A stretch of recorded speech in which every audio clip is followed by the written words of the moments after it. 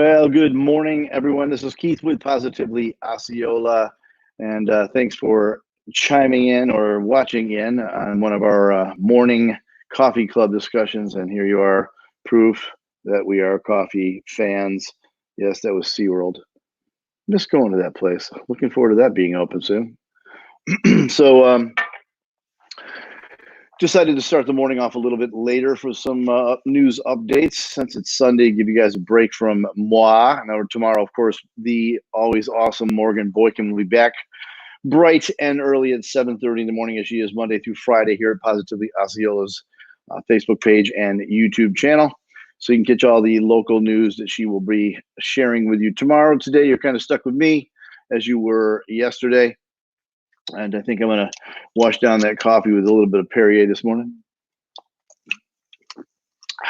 Gotta love it. Well, a beautiful day today, a little rainy yesterday, but today is beautiful. And we'll talk a little bit about that shortly. So hope you're having a great weekend. Hope you're keeping it safe and being mindful of all those health things that we talk about nonstop around here and pretty much everywhere. So going to get right at it on this fine late Sunday morning. So here we go, folks. After Universal's City Walk partially reopened its gates last Thursday, or this previous Thursday, attention was focused back on Disney and what details they would share on their reopening of Disney Springs, which will take place this coming Wednesday, May 20th. Well, those details are now in, and here they are. Face masks. All visitors, employees, and cast members over the age of 3 will be required to wear a face covering of some type at all times except when dining. Temperature screenings. All visitors' temperatures will be taken upon arrival to Disney Springs.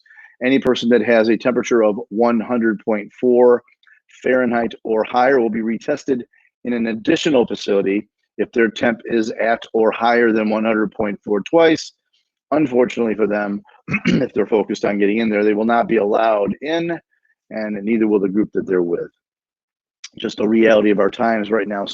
So we're going to have to just get used to that kind of thing. And there's a positive in that, of course.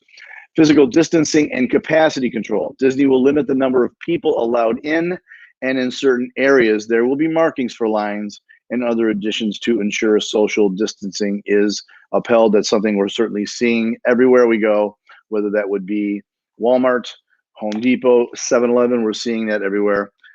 Personally, I have to really focus on that. It seems I'm just habitually moving closer to people in line, so I have to watch out what that is. So let's all be mindful of those assistance in the decals. Cleanliness. Disney is making an effort to add more disinfection as they take care of their facilities.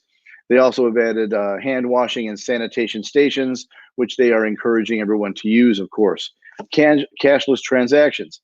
Disney is discouraging the use of cash. Of course, that makes sense with it being a non-safe transference, so we understand that as well. Parking garages and entrances. In the first phase of reopening, visitors will be directed to the park in 2 garages at Disney. This is Disney Springs, of course. The Orange Garage and the Lime Garage. All service lots will be closed, and entrances also will be limited when Walt Disney World moves into its first phase of its reopening on Wednesday. Again, this Wednesday, that is Disney Springs. Moving on, Florida gyms and fitness centers will be allowed to reopen on Monday. That's tomorrow, Monday, May 18th, after Governor Ron DeSantis made the announcement on Friday at a press conference in Jacksonville. DeSantis called it a move to a full phase 1, which would allow for restaurants, retail outlets, and libraries to move to 50% capacity inside. All locations must still adhere to 6-foot social distancing and sanitation guidelines. The move to expand restaurant capacity was to make those that lend more to eat-in service rather than takeout much more viable. Gyms weren't part of the original phase 1 plan that began on May 4th, but DeSantis said that was part of a commitment to go slow, smart, and safe. And I must add, as far as the fitness centers and the gyms, it really comes down to quite a bit of the personal sanitation maintenance that we're going to be involved with. If you're working out, so often many of us don't see everyone taking care of the area that they're utilizing in the spas and the fitness centers. and the workout centers. Maintaining those yourselves when you're done, maybe prior and afterwards, is just a great way to participate in the sanitation for these organizations and businesses. So let's try to do that. Moving on, by early 2023, there will be an Osceola County trail that will connect walkers, joggers, and bikers to the two Lake Tohos. During an online webinar this past Thursday night, Osceola County's Transportation and Transit Department and builder KCG Engineering of Orlando presented major parts of a plan to build the 1.5-mile Kissimmee St. Cloud connector trail. That's something we've been talking about for quite some time.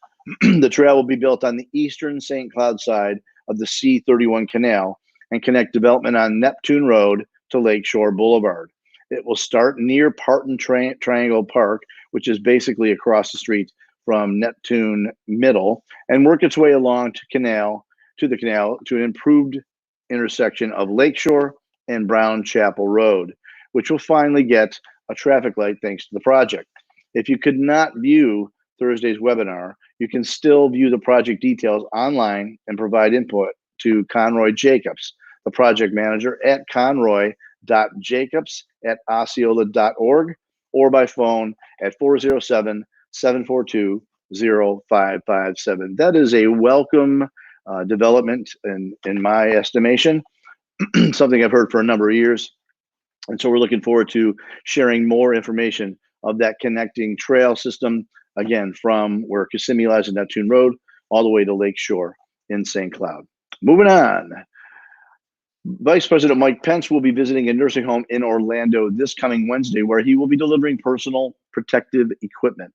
Once that nursing home visit is complete, Pence is scheduled to join in a discussion with hospitality and tourism leaders focused on the phased reopening of the tourism industry.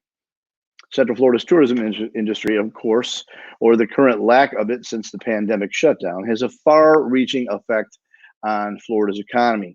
The coronavirus pandemic has affected hotels, theme parks, and a plethora of tourism-based businesses that employ the biggest sector of Central Florida's service industry, including Osceola County.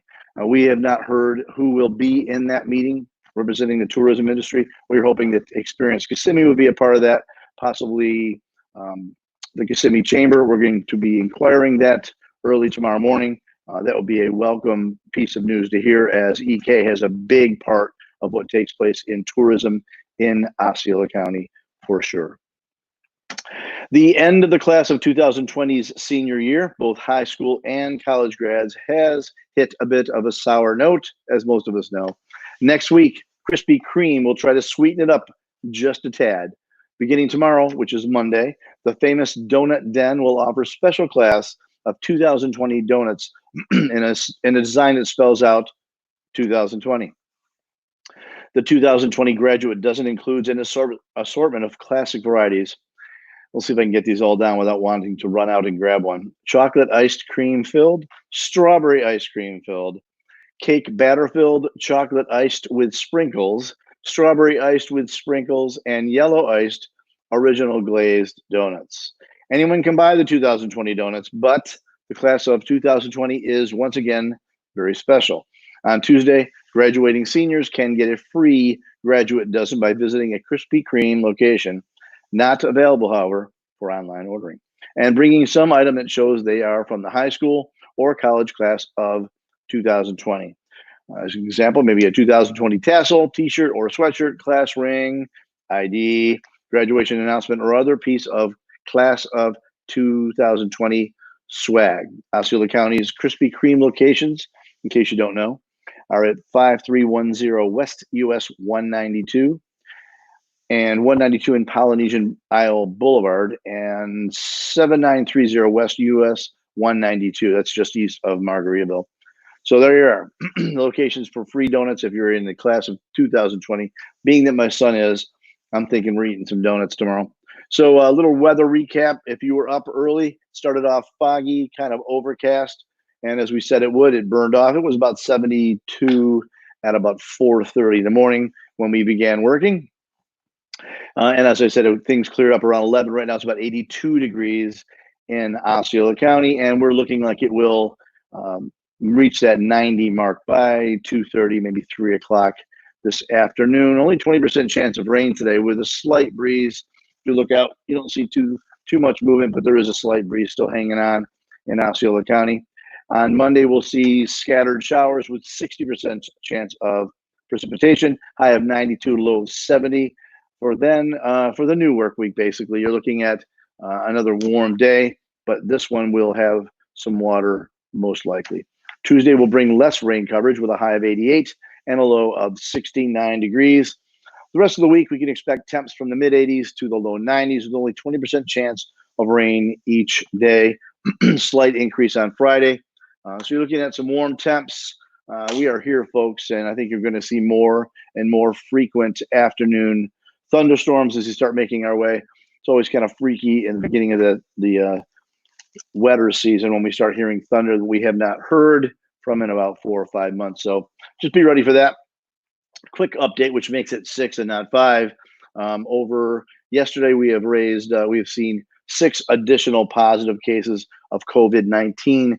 That brings our total, including residents and non-residents, to 622, with 144 hospitalizations, and unfortunately, certainly the stat of 17 deaths. That in the hospitalization has not changed since yesterday. Statewide, we're looking at 44,811 positive cases with 1,964 deaths, and we'll move on from there. So the reason I bring that up is we want to encourage everyone with the reopening, increasing, widening, and expanding.